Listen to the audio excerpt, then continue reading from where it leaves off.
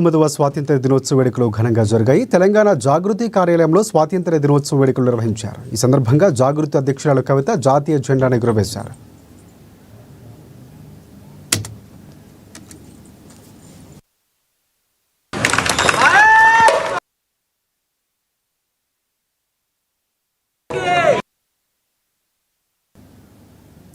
అంబర్పేట్ నియోజకవర్గం కాచిగూడ బీఆర్ఎస్ కార్యాలయంలో Kachiguda contestant corporator Sirisha ఓంప్రకాష్తో కలిసి స్థానిక ఎమ్మెల్యే కాళేరు వెంకటేష్ జాతీయ జెండాను ఎగురవేశారు.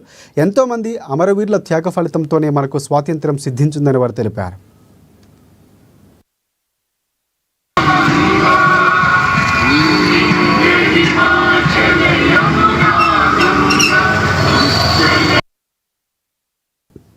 ముషీరాబాద్ నియోజకవర్గం ఇందిరా పార్క్ చౌరస్తాలో బీఆర్ఎస్ పార్టీ సీనియర్ నాయకులు నాగేష్ ముద్ర జాతీయ జెండాను ఎగురవేశారు. దేశ ప్రజలకు స్వాతంత్ర్య దినోత్సవ శుభాకాంక్షలు తెలియజేశారు.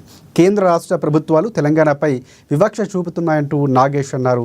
తెలంగాణ రాష్ట్రంలో అధికారంలోకి వచ్చిన కాంగ్రెస్ పార్టీ కొద్ది రోజుల్లోనే 2 లక్షల కోట్లకు పైగా అప్పులు చేసిందని విమర్శించారు.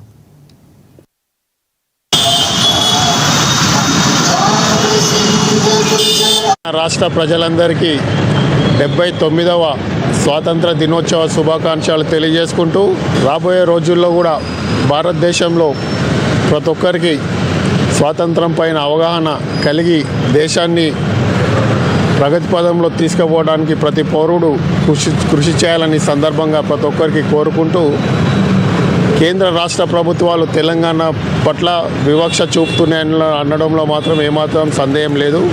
దానికి ఉదాహరణనే బీసీ రిజర్వేషన్ బిల్లులో ఇటు కాంగ్రెస్ పార్టీ అటు బీజేపీ రెండు కుమ్ముక్కై తెలంగాణ అభివృద్ధికి ఆటంకం కలిగిస్తున్నాయి. స్థానిక సంస్థ ఎన్నికల్లో ఏదైతే ఊరు బాగుంటే దేశం బాగుంటుందనే ఉద్దేశంతో ఆ రోజు స్థానిక సంస్థలను ప్రతిష్టం చేయడానికి కేసీఆర్ గారు అనేకమైన వాళ్లకు హక్కులను కలిగిస్తే ఈరోజు ఆ ఎన్నికలు నిర్వహించడానికి బీసీ రిజర్వేషన్ కుంటు సాకుగా చూపి వీళ్ళేదో బిల్లు పంపించి మీరు పంపించండి మేము ఆపుతాం అనే విధంగా రెండు కుమ్ము